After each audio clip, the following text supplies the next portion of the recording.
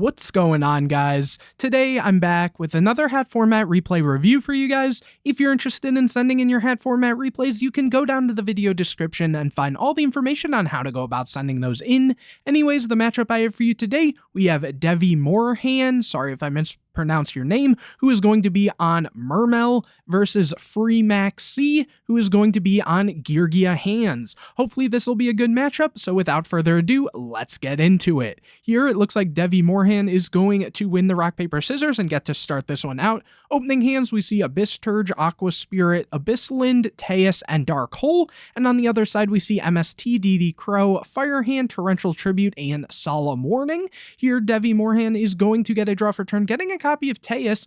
And here we are going to see Teus activated, discarding the copy of Turge and summoning out the Teus. Teus can then trigger to add a copy of Pike. After that, we'll see the Pike normal summon, discarding the copy of Lind and adding a copy of Gund.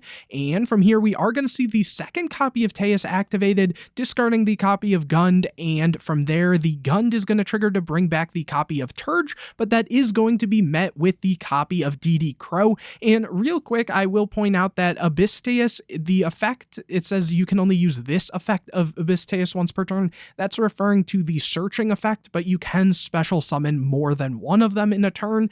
And so anyways, here we are going to see the Gund get banished. So actually it looks like, what was this? On the discard for the reveal of Teus is what they're actually going to activate the DD Crow, not DD Crowing the copy of Turge there. Okay, and so after that we are going to see the Teus is overlaid into a copy of Dracosac, using the effect detaching Teus and summoning 2 tokens. After that, banishing the copy of Lind to special summon the copy of Aqua Spirit, summoning a Bahamut Shark in defense using the effect and going for a copy of Mermail Abyss Trite before passing turn. And here we will see FreeMaxC get a copy of Accelerator, which is a solid draw, though they don't really have that much else going for them. You know, they do have the Fire Hand, so they can at least stall out for a bit. So here we are actually going to see them just go and set the copy of Fire Hand before setting 3 back row. And over to Devi Morhan, who gets a copy of Controller for turn, so not the greatest card there, unfortunately, but here they're going to start their turn by using Dracosac, getting rid of a token, and popping the copy of Firehand. And now they're kind of in a funny position, but it looks like they are going to go and pop the copy of Abyss Strike and special summon a copy of Ice Hand. And real quick, I believe Abyss Strike is a when effect, so that might actually make the hand might make this mistiming. So this says when this card is destroyed and sent to the graveyard, you can target a Mermail monster in your graveyard except Abyss Trite and special summon it. So yeah, the hand is going to make the Abyss Trite miss timing, so very neat here. And after that, we are seeing the Dracosac detach the Teus and summon 2 more tokens. After that, switching the Bahamut Shark to attack and attacking into the copy of Ice Hand, or actually maybe there's a little bit of lag the way this is playing out, but it looks like actually on the summon of the tokens we are going to see the Torrential activated, so kind of just clearing everything, though the Dracosac will stay because obviously it can't be destroyed by battle or card effects while you control tokens, which at that point they did. So here it looks like they are just going to pass turn over to FreeMaxC, who gets a copy of Maxi for turn, and it looks like they're going to play it slow, passing it back, and here Devi Morhan gets a copy of Abyss Sphere. So here switching the Dracosac to attack, normal summoning the Controller, going battle phase and attacking in. So just doing some damage here before setting that copy of Sphere, and over to FreeMaxC, who gets a copy of Dark Hole, which is at least something here, activating it and passing turn. Here Devi Morhan gets a copy of Undyne, so another just a really solid draw for them here, going and summoning it, but that is going to be met with warning. Here we will see Sphere activated, and FreeMaxC has the perfect answer for that as well, going for the MST, because if not, Devi Morhan probably could have summoned something like a Megalo or a the other big level 7 Mermail, the Abyss lead, and just kind of swung in for damage there. So having that perfect out was really good for them, not even wanting to take extra stuff with the Maxi or anything. Here they get a copy of DD Crow, so they do have solid cards here, setting that copy of Accelerator before passing it over. Here Devi Morhan gets their 3rd copy of Teus, which isn't going to do much here. Here we are going to see the Dark Hole, clearing the copy of Accelerator, and FreeMaxC finally sees something very strong, seeing that copy of Geargia gear, which which they are going to set, and they have the two copies of hand traps here, having the DD Crow and Max C. And here Devi Morhan gets a copy of Soul Charge, but again, the free Max C just has a very solid board all of a sudden. Here we are going to see Soul Charge activated, and it looks like they're going for Undyne, Controller, Pike, Turge, and Teus, so a very big Soul Charge, and we are going to see DD Crow banishing the copy of Pike and the Max C chained to that. So here we see the Undyne, Controller, and Turge and Teus all summoned, and free Max C gets a copy of Accelerator here. And now thinking on summon, they say it's good, so here we are going to see an overlay for a copy of Levier, which free Max C draws another copy of Max C, activating Levier, bringing out the copy of Pike, in which case free Max C now gets a copy of Soul Charge, using the copy of Pike, discarding the Teus, grabbing another copy of Undyne here, which they can normal summon because they hadn't used one, or they haven't normal summoned this turn, they just used the Soul Charge, sending a copy of Marksman as cost. And from here, we are going to see Marksman activated. Yeah, I think they were just checking about when the Undyne was stopped from the Solemn Warning, which was the last turn there. And after that, we are going to see Controller added. Marksman is going to try to pop the Geargia gear, which is going to be chain summoning a Geargiano and an MK2. After that, overlaying for a Lavalval chain, which free Max C now draws a copy of Fiendish Chain. Using the Lavalval chain, sending a copy of Title. Title is then going to go and summon itself.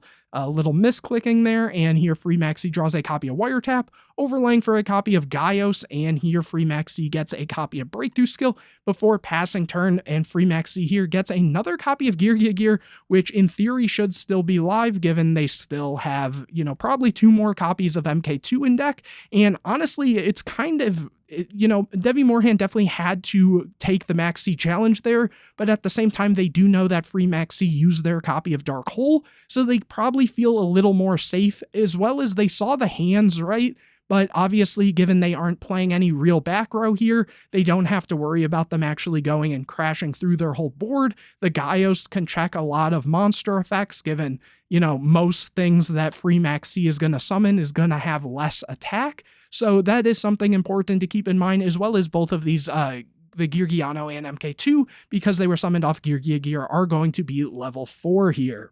All that being said, free Max C definitely is in a favorable position right now, given how many cards they actually drew off of that Max C. So let's see what they choose to do here. Going to main phase, taking a second to think, and overlaying for a copy of Geargigan X, using the effect detaching Geargiano and adding a copy of Arsenal. From here, summoning the Arsenal, special summoning the Accelerator, overlaying for another copy of Geargigan X. And here Devi Morhan is thinking they are going to use the Gaios to, real quick, it says once per turn, during either player's turn, you can detach 1 material from this card, negate the effects of all face-up monsters your opponent currently controls that have less attack than this card until the end of this turn. So kind of, I guess, why they waited to do that is just in case the normal summon would have been something like an MK2, because if it was an MK2, a lot of times, the Gear Hand deck does play Acid Golem, and Acid Golem could just clear the Gaios if need be. So kind of waiting to make sure that free Max C actually use their normal summon there definitely makes sense. And here we are going to see a Gear Gigant running over a Lavalval chain, as well as a copy of Levier here, before going and setting 4 back row over to Devi Morhan, who gets a copy of Marksman. And let's see what they choose to do here. Taking a second to think, they are going to activate Title, and free Max C is going to use another copy of Max C, drawing into an Ice Hand, and Title is going to be summoned. After that, we are going to see the copy of Controller summoned, and a Synchro summon for a copy of Leo, and here free Max C gets a copy of Arsenal. Going battle phase, Gaios is going to run over the copy of Geargigan X, and it looks like Fiendish Chain is actually going to be activated on that, so we will see instead Leo attacking over a copy of Geargigan X. And then from here, it looks like, are they just not using this? Because this says when this face-up card leaves the field, you can target a level 3 or lower Geargia monster in your graveyard, special summon that target. So choosing just not to summon back the Geargiano, is that what I'm seeing here? I wonder what the reasoning for that would be. given, I guess maybe if they're going for the other Geargia here, they're going to summon 2 more copies of MK2, which means they wouldn't have another to be able to, if they need to normal summon, but at the same time, the Geargigants can add back from graveyard as well. So kind of interesting that they're not even using the Geargigant there, unless I'm missing something, because even though like the Gaios negated these on the previous turn or what, I'm not really sure here actually. If someone knows, let me know in the comment section down below. It's very easy after recording multiple of these to just kind of forget something, but I'm not really sure why they didn't use that there. I'm pretty sure it doesn't say like it can't be used in damage step or anything. Yeah, so, all right, interesting, but here we are seeing that Geargia gear resolving. Anyways, here Free Maxi gets a copy of Fiendish Chain, and now it seems very favorable for them activating the Geargia and adding back a copy of Accelerator. After that, overlaying for a copy of Rhapsody and Berserk using the effect, and banishing the title using the effect again, and banishing the copy of Teus before using the effect and equipping the Rhapsody to the copy of Gigant. And so again, not using the Gaios or anything. And this is going to be able, given this is giving the Geargigant an extra 1200, that is going to put it at 35. So it will be able to run over the Leo here. And anyways, yeah, let's see what ends up happening here. Summoning the Arsenal, special summoning Accelerator, going 101 to take the copy of Gaios. Oh, because this was on the Fiendish Chain, correct. So that wouldn't even be able to work there. But still very interesting here, going and running over the copy of Leo and then running over the copy of Undyne before setting another Fiendish Chain and over to Devi Morhan, who gets a copy of Lind, and that's probably just not going to be enough, setting the Lind over to Free Maxi, who gets a breakthrough skill, attacking in with the 101 into the copy of Lind, which is going to summon a copy of Pike, discarding the copy of Marksman, adding a copy of Lind. Marksman is then going to pop the copy of Wiretap, Geargigant over the Lind, main phase 2, set the breakthrough skill over, and set a copy of Ice Hand over to Devi Morhan, who gets a copy of Allure, normal summons the copy of Lind, goes battle phase, attacks into the Honor Arc. The Lind will then trigger, summoning a copy of Lead, and then from there attacking over the copy of 101, which will be able to protect itself. And yeah, they are saying there is a little bit of lag, so that kind of explains the beginning of the game a little bit, setting that copy of Allure. And here we see Free Maxi see their first copy of Armor, but they might actually just not need it here, going and Geargigant over, and that is just going to be game. So moving on into game number 2, Devi Morhan will get to start this one out. That was a very wild game 1, honestly. Opening hands, we see Dragoons, Teus, always great to see that combination.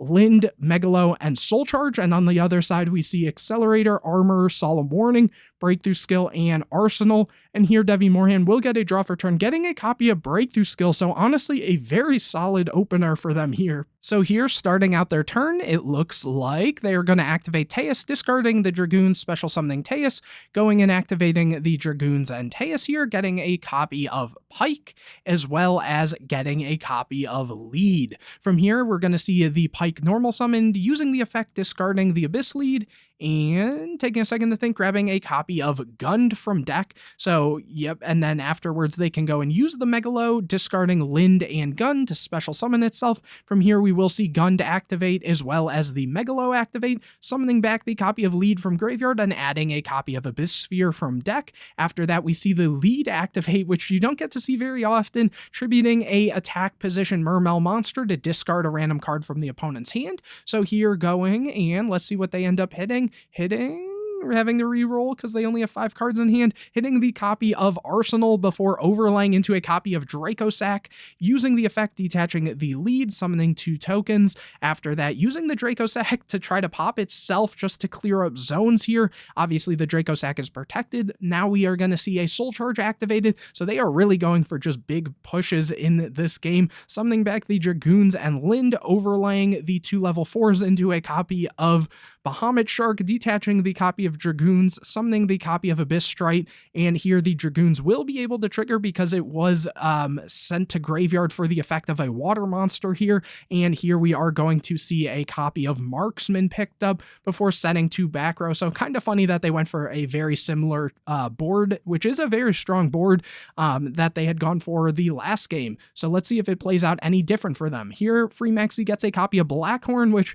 unfortunately isn't great there, and they're actually just going to scoop it up. It says, sorry for lagging for siding, try reloading.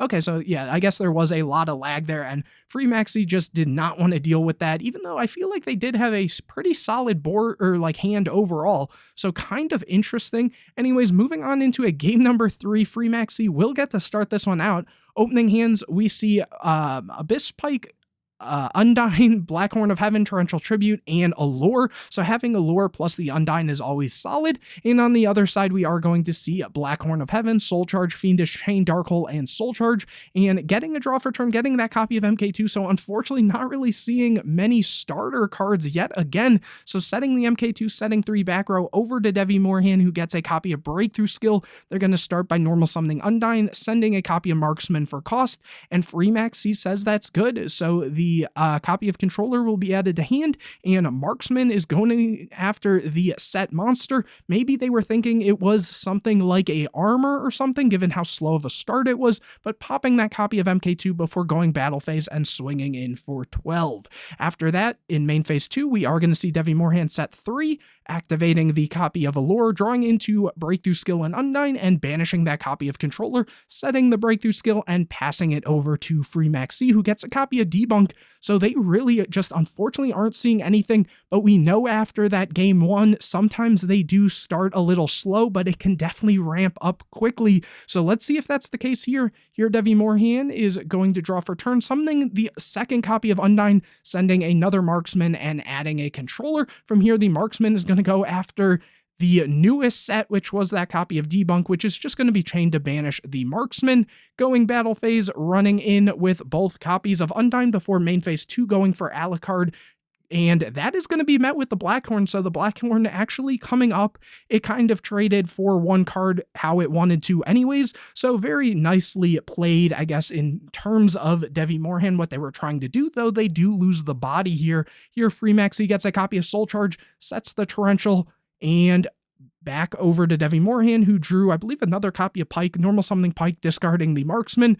That is going to be met with the Fiendish Chain, but the Marksman will still be able to trigger, popping the Torrential there, over to Free Maxi, who gets another Fiendish Chain, setting it. Here, Devi Morhan gets a copy of Abyss Sphere. They're going to take a second to think, summoning Controller, and just attacking in before going to main phase 2, setting the copy of Abyss Sphere, keeping the Controller around, which means maybe they aren't on any other synchro. Sometimes, you know, the deck plays like Black Rose, though obviously they aren't going to Black Rose with how much card advantage they have at the moment, but maybe even just trying to put up a bigger body. But, you know, keeping multiple bodies on board isn't bad either. From here, though, we are going to see Free Maxi get a copy of Armor. Finally, Darkhold is going to be activated, clearing out the monsters before setting that armor. And here, Devi Morhan is thinking an end phase. Kind of interesting there. Maybe they were thinking of going for that copy of Sphere in the end of main phase. But anyways, here they draw a copy of Turge. And let's see what they end up doing here. Summoning the copy of Turge, discarding the Pike. And it looks like they're trying to get back the copy of Marksman, but that is going to be met with the Fiendish Chain. From here, Devi Morhan is going to go and activate that copy of Sphere, summoning out a copy of Pike, in which case they can then overlay into a copy of Abyss Dweller, using the effect, maybe thinking that's just a hand, but it is going to be that copy of Armor. So here, Free Maxi is going to be able to pick up a copy of Arsenal, and main phase 2, just passing turn. And if you're wondering real quickly, the Dweller does gain 500 attack while it has monsters that were originally water type attached to it. So right now this is going to be a 2200 beater, and that's why it was able to run over the armor. But anyways, here we are going to see Free Maxi picking up a copy of DD Crow, normal summoning the copy of Arsenal. On summon, we are going to see the Breakthrough Skill activated. Soul Charge is then going to be chained, and Devi Morhan says it's good, bringing back a copy of Armor. And let's see what they choose to do, using the copy of Armor and just flipping the armor face down. And here we are going to see, oh, it looks like actually the breakthrough skill is going to be activated on the effect of armor. So choosing not to go for any sort of other exceeds either, just keeping the monsters around, maybe trying to play around whatever this back row could be, which is a safe play, but it feels like they're almost not in a position to be making such safe plays. Though I guess at the same time, given how low in life they are, it definitely could have cost them, especially given from our point of view, we do know that this Black Horn of Heaven is here. Anyways, we are going to see a copy of Abyssalin drawn, normal summoned, going to battle phase, and crashing into the copy of Arsenal there. And wait, was this? Oh, this makes all water monsters gain 500, right? So this is at 2000, so being able to just run over the Arsenal, and then the Dweller is going to run over the armor there. And after that, over to Free Maxi, who gets a copy of Debunk. We are going to see the soul charge for just the lone copy of armor here. And from there, you know, they are really low in life, using the armor, setting itself, setting that copy of DD Crow, setting the debunk. And here we see Devi Moran get a copy of Soul Charge. Maybe they're thinking a Soul Charge play just to, you know, assert dominance here. And from there, you know, Devi Moran just kind of has everything. And Free Maxi knows there's not a way out of it. Kind of interesting, kind of wild game as a whole. Free Maxi definitely felt like they were getting some unlucky hands in that game 1 and game 3 to start out, but, you know, they managed to pull out of the game 1, unfortunately not out of game 3, but overall a really interesting match. Hopefully you guys enjoyed it. If you did, make sure to leave a like on this video, comment any questions or videos you want to see in the future, subscribe to the channel, hit the bell to get notified anytime I put a new video out, share this video with your friends, and don't forget to go down to the video description to find out how you can send in your hat format replays, whether you won or lost. If you thought the deck you or your opponent played was pretty cool, feel free to send that in. I'm sure a lot of people would love to see it. But anyways, guys, I will see you in the next video.